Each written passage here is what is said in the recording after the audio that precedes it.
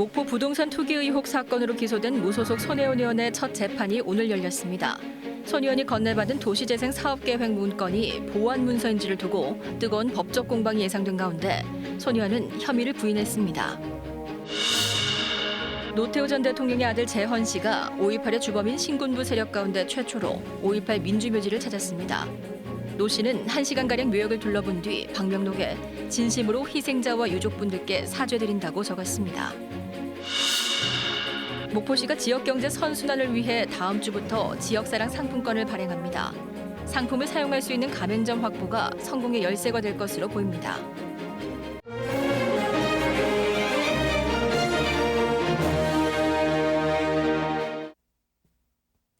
목포에서 전해드립니다. 투기 의혹 사건으로 기소된 무소속 손혜원 의원에 대한 첫 재판이 오늘 열렸습니다. 목포시 도시재생 사업계획 자료가 보완 자료인지 여부가 재판의 핵심 쟁점인데요. 손 의원은 보완 자료가 아니라고 말하며 투기 의혹 역시 전면 부인했습니다. 손준수 기자의 보도입니다. 손 의원이 2년 전 박홍률 전 시장으로부터 건네받은 목포시 도시재생 전략계획 문건입니다.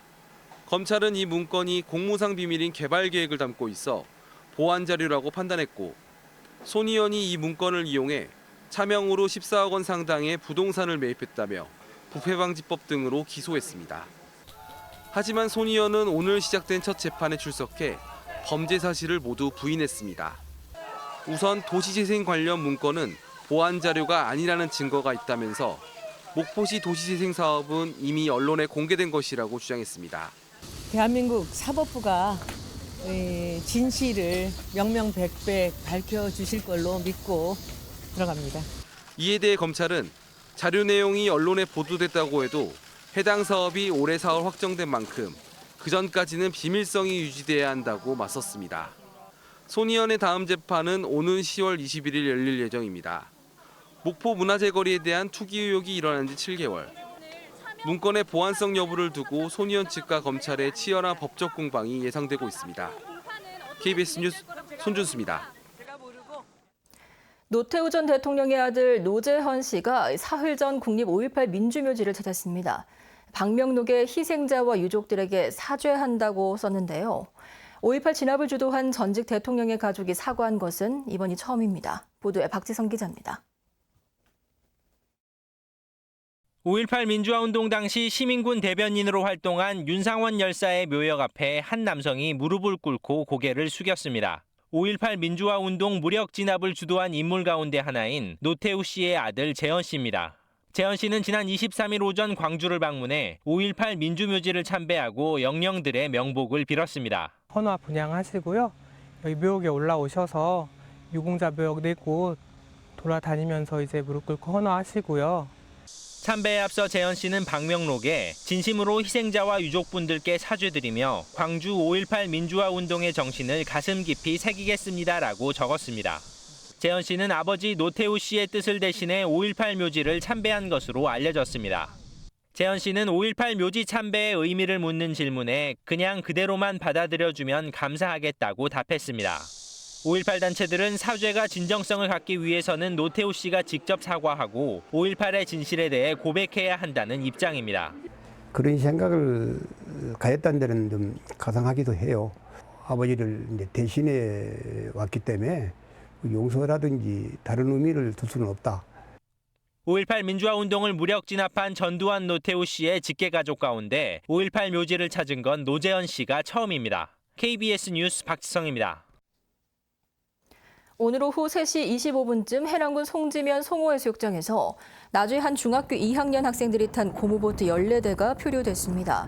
이 사고로 고무보트에 타고 있던 학생 141명이 해경에 의해 전원 구조되면서 인명피해는 없었습니다. 해경은 학생들이 타고 있던 배가 강한 바람에 밀려 표류한 것으로 보고 관계자들을 상대로 안전수칙 준수 여부 등을 조사하고 있습니다. 전남 지역 일선 학교에 친일잔재가 광범위하게 남아있는 것으로 확인됐습니다. 전남도 교육청이 발표한 친일잔재 청산 중간보고회 자료를 보면 전남 지역 학교 115곳에서 친일잔재는 모두 168건으로 확인됐고 대부분 친일파가 작곡한 교과와 일제식 용어 생활 규정 등입니다. 도교육청은 이 같은 보고회를 오는 29일 발표한 뒤 지역 교육계와 지역민들과 함께 공유할 계획입니다. 목포시가 다음 달 2일 목포 사랑상품권 100억 원어치를 발행해 판매하기로 하고 가맹점 모집에 나섰습니다. 지역 자본이 여기로 유출되는 것을 막기 위해 선진국에서 10여 년 전부터 도입돼 시행되고 있는 지역화폐 제도가 국내에서는 상품권 형태로 확대되고 있습니다. 김광진 기자의 보도입니다. 목포시가 다음 달 2일 발행 예정인 목포사랑 상품권입니다. 발행 규모는 100억 원으로 현재 이를 유통시킬 가맹점을 모집 중입니다.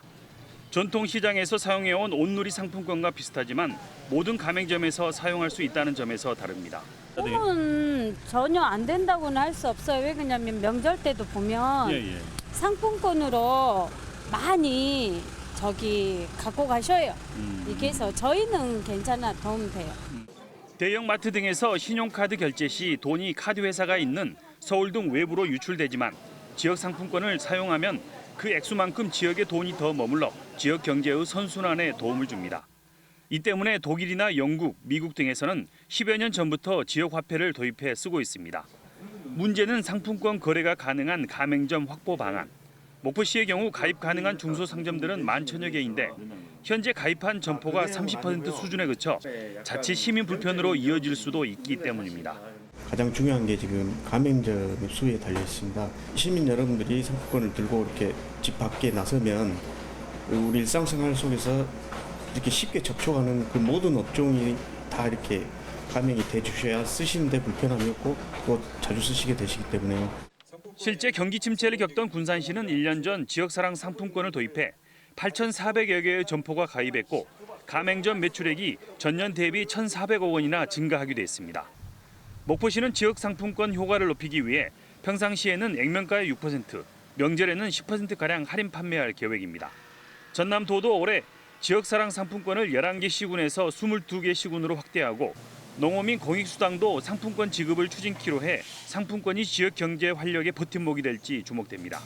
KBS 뉴스 김광진입니다. 전어의 어획량이 줄면서 가격이 상승한 것으로 나타났습니다.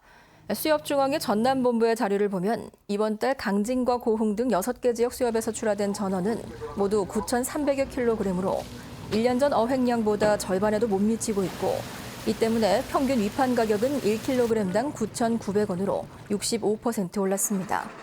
수협은 본격적인 출하 시기인 다음 달 초순에는 전어 가격이 안정기를 맞을 것으로 전망했습니다. 우리나라를 대표하는 정통 클래식 음악 축제로 자리를 잡아가고 있는 제3회 여수음악제가 이번 주에 개막합니다.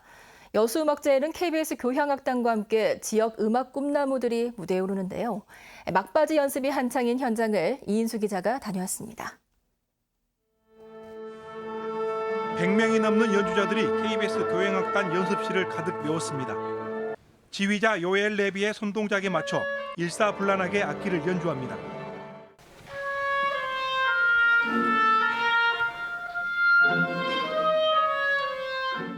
성인 연주자들 사이로 군데군데 자리한 앳된 얼굴의 학생들.